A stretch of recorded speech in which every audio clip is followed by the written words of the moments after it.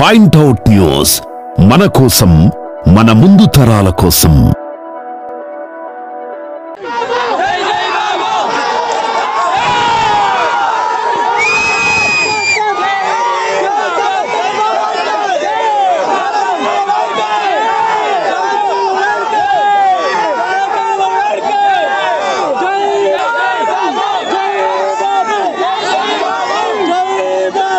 నియోజకవర్గం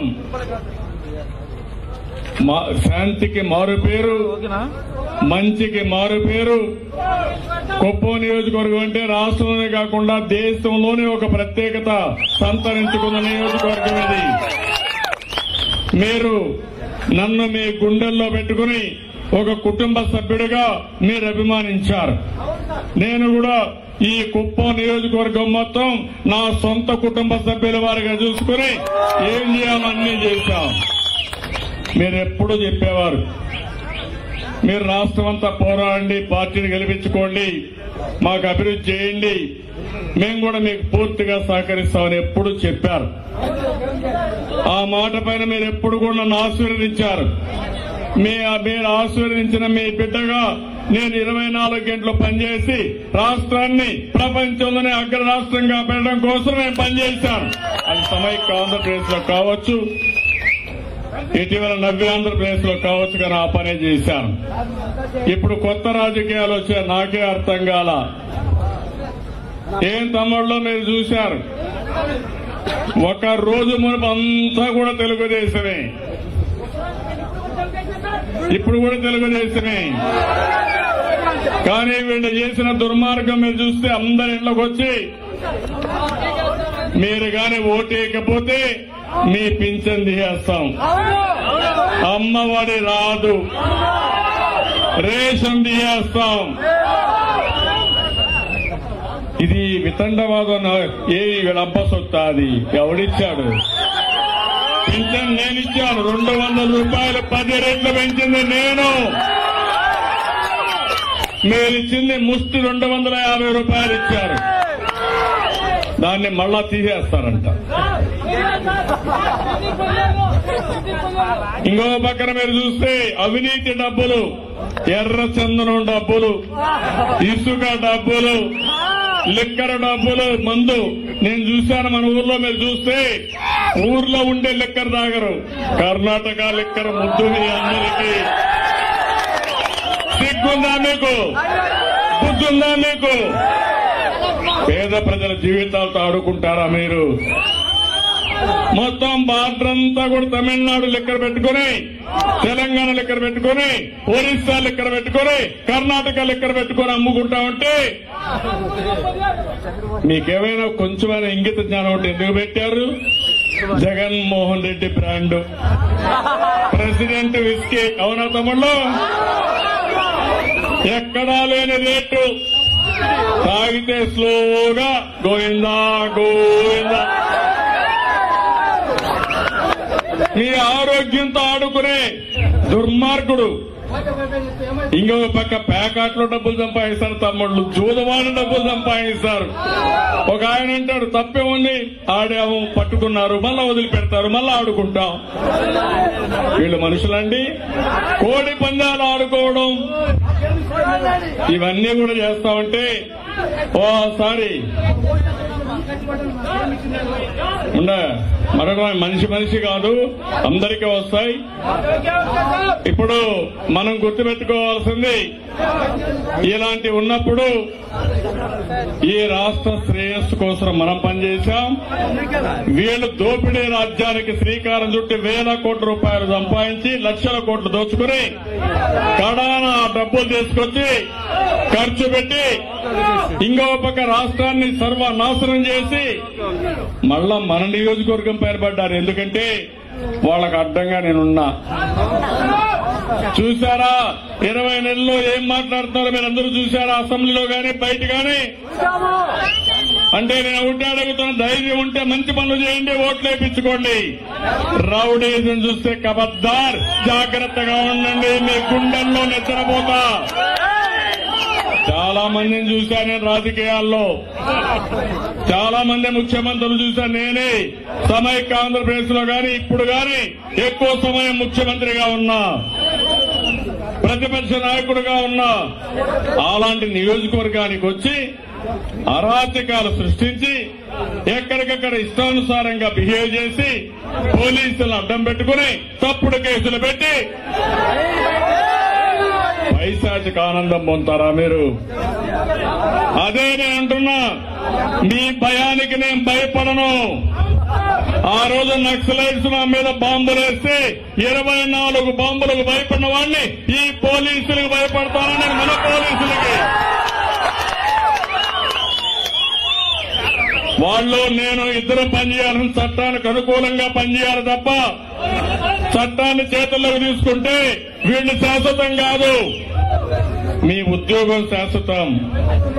అదే మరి ఇంకొక విషయం కూడా చెప్తున్నా అందరికీ, కార్యకర్తలు ఎవ్వరూ భయపడక్కర్లేదు. తమాషా అనుకుంటున్నారు. ఈ రోజు మీరు పెట్టే ఇబ్బందులన్నీ నేను గుర్తుపెట్టుకుంటా. మీరు రేపు రాబోయే రోజులు ఆకాశంలో పారిపోలేరు, వేరే రాష్ట్రాలకు పారిపోరు, ఇక్కడే ఉంటారు. మళ్ళా వడ్డీతో సహా మీకు చెల్లిస్తా, వడ్డీగా చక్కెర వడ్డీతో సహా. మంచిగా ఉంటా. నేను అనుకోనుంటే ఇన్ని సంవత్సరాలు రోడ్డు మీదకి వచ్చేవాళ్ళు కాదు వీళ్ళు. ఆ విధంగా మనం ఒక పద్ధతి ప్రకారం పనిచేస్తే, నేను అడుగుతున్నా మిమ్మల్ని, నేను తెలుగుదేశం పార్టీ 22 ఏళ్ల అధికారంలో ఉన్నాం. నేను మన పార్టీ ఇక్కడ 38 సంవత్సరాలు మనమే అధికారంలో ఉన్నాం. ఎప్పుడన్నా కాంగ్రెస్ వాళ్ళు గాని వైఎస్ఆర్ కాంగ్రెస్ కి ఇబ్బంది పెట్టావా? తమ్ముళ్ళు అమ్మలు మీరే చెప్పండి. పెట్టావా? మనం 10 మంది ఉన్నప్పుడు కుప్పంలో 10 మందే ఉండేవాళ్ళు. అప్పుడన్నా ఇబ్బంది పెట్టావా మనం? మీకెందుకు అంత కొవ్వు వచ్చింది? కొవ్వు ఎక్కిందా? ఎక్కడి నుంచి వచ్చారు మీరు? ఈరోజు కేసులు పెట్టే పోలీసులు భయపడతాం అనుకుంటున్నారు. ఒకే మాట చెప్తున్నాను తమ్ముళ్ళు, ఎంతైనా డబ్బులు ఖర్చు పెడతా, మిమ్మల్ని కాపాడుకుంటా, ఎవరిని వదిలిపెట్టను. భవిష్యత్తులో గవర్నమెంట్ వస్తాను ఎన్నికల మేనిఫెస్టోలో పెట్టి తొలి రోజే మీ మీద నుండే కేసులన్నీ తీయేస్తాను. ఆ తర్వాత వాళ్ళ భరతం పడతా. ఇప్పటి నుంచి రాసుకుంటున్నా, అన్ని రాసుకుంటున్నా. నేను కూడా నా మైండ్ లో ఉంటాయి, బాగా దాచిపెడుతున్నా. ఎవరెవరు నాటకాలు ఆడుతున్నారు, ఎవరెవరు చట్ట వ్యతిరేక కార్యక్రమాలు చేస్తున్నారు, మీరు రేపు ఉద్యోగం వదిలిపెట్టినా మిమ్మల్ని కూడా వదిలిపెట్టాను. తమాషా అనుకోవద్దండి. ఇప్పుడు కూడా ప్రైవేట్ కేసులు ఏమని చెప్పాను, తమాషా కాదు. చట్టాన్ని ఉల్లంఘించి మీ ఇష్ట ప్రకారం చేసి ప్రజాస్వామ్యాన్ని అపహాస్యం చేసి 40 సంవత్సరాలు పోరాడిన నాకు మీరు చట్టం గురించి చూపిస్తారా? కాదు.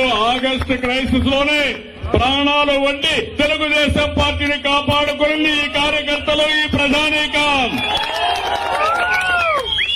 అలాంటిది వీళ్ళ ఇష్ట ప్రకారం నేను చూశాను.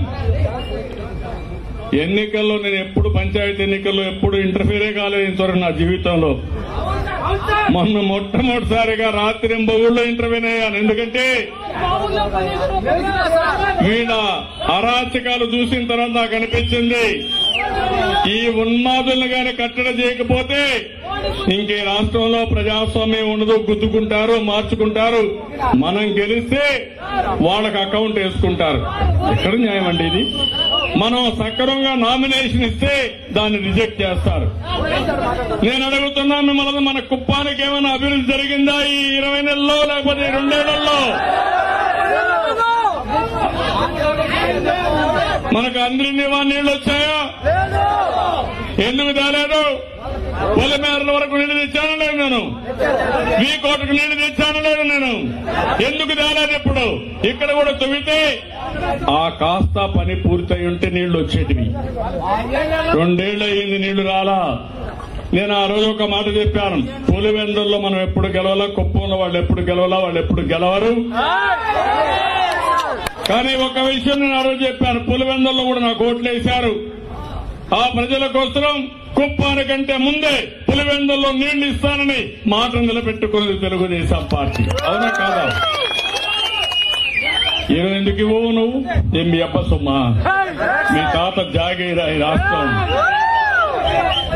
ఇంకొక పక్క పుంగునూరు ఆయన వస్తాడు ఇక్కడికి, మహానేత, మహామేతగాడు.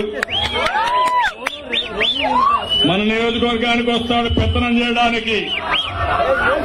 అతనికి అక్కడేదో ప్రజలందరూ కూడా ఊడిగం చేస్తూ భయపడిపోయారని మన మీదకి పెత్తనానికి వచ్చారు. అక్కడ కూడా నీ ఆట సాగనీయం, నీ కథ నియంత్రణ చేస్తాం. మళ్లీ రాబోయే ఎన్నికల్లో పుంగునూరులోనే నిన్ను ఓడించి ఇంటికి పంపించే పని చేస్తాం. నేను తాత జాగీర్ అనుకున్నాడు. ఆయన ఒక ఎంపీ, ఎమ్మెల్యే, మంత్రి, వాళ్ళ తమ్ముడు ఒక ఎమ్మెల్యే, ఆయన కొడుకు ఒక ఎంపీ, వీళ్ళందరూ కలిసి ఒక సామ్రాజ్యం, ఇది దోపిడీ సామ్రాజ్యం. కాబట్టి నేను ఒకటే మిమ్మల్ని కోరేది, ఒకటే కోరుతున్నా, ఏదో ఎన్నికలప్పుడు వచ్చేసి మోసం చేస్తే, ఏ పని చేయకపోయినా మనం కూడా కానీ ఇదైపోతే మన నియోజకవర్గం ప్రతిష్ట పోతుంది. ఆ విషయం మీరు గుర్తుపెట్టుకోవాలి. వాళ్ళు ఇచ్చే 1000 రూపాయలు 2000 రూపాయలు మనకు ముఖ్యం కాదు. మన భవిష్యత్తు మనకు ముఖ్యం, మన పిల్లల భవిష్యత్తు మనకు ముఖ్యం.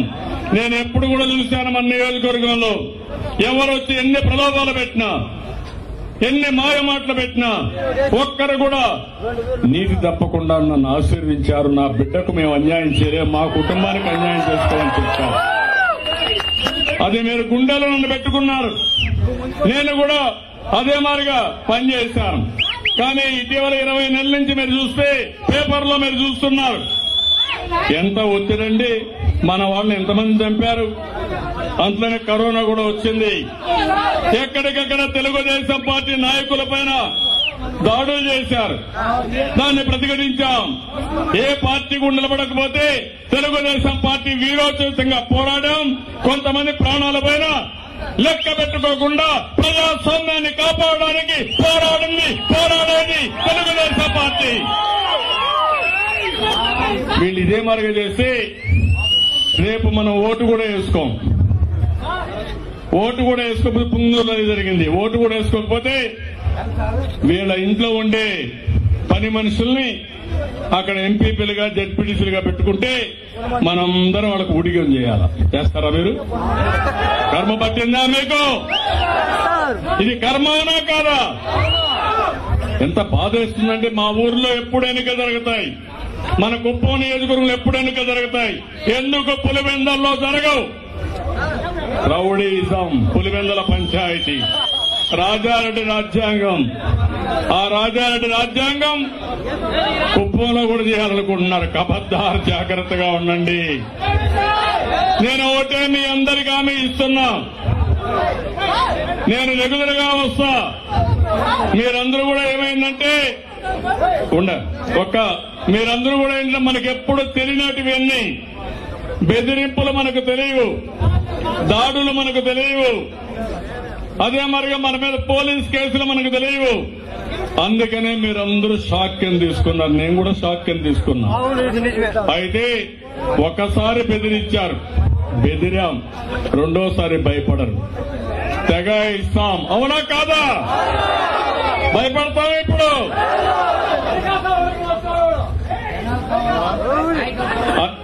అదే మరిగా నేను కూడా అనుకోనుంటే, మీరు బెదిరించిన నేను కూడా బెదిరించుంటే, మీ మనుషులకు రేషన్ కార్డు ఇవ్వకపోయింటే, పింఛన్లు ఇవ్వకపోయింటే, ఆ రోజు విదేశ విద్య ఇవ్వకపోయింటే మీరు ఎక్కడుండే వాళ్ళని అడుగుతున్నాను.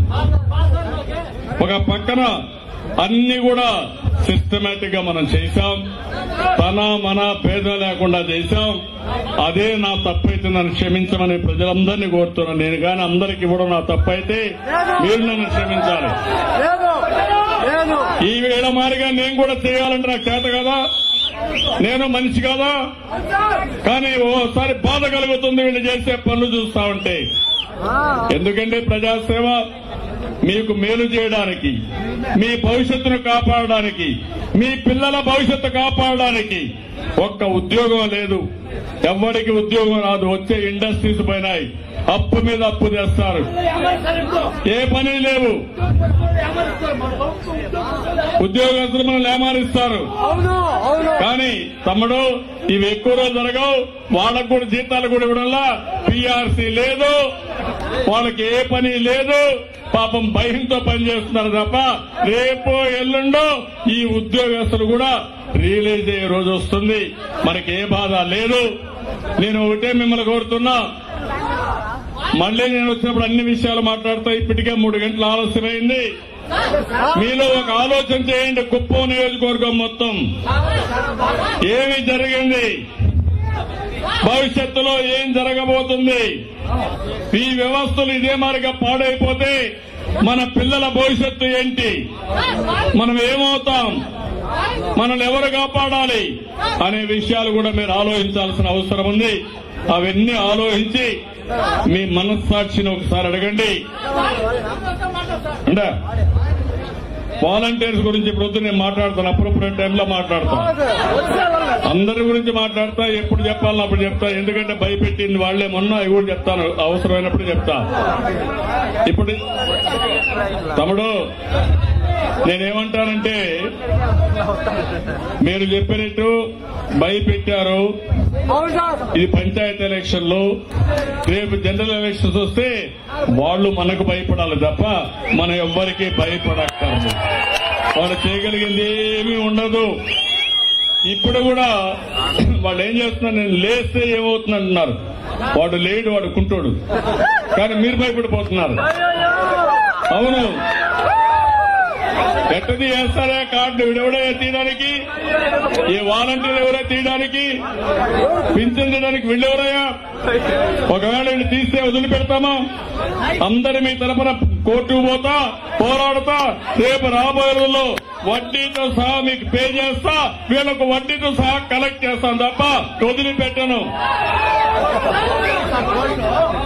ఇప్పుడు మీరు చూస్తే ఒకటి కాదు, మైక్రో ఇరిగేషన్ లేదు, ఆదరణకు డబ్బులు కడితే అవి కూడా రాలేదు. ఏ పని లేదు తమ్ముళ్ళు. 20 నెలలు అయింది, ఇంకేముంది? జీతాలు కూడా ఇవ్వలేని పరిస్థితిలోకి వచ్చేశారు. కాబట్టి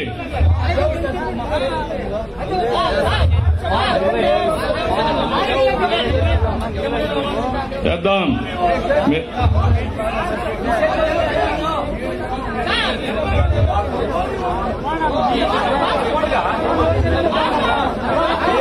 అదేమా, క్వారీలందరికీ నేను ఫ్రీగా చేశా, ఇబ్బందులు లేకుండా చేశా.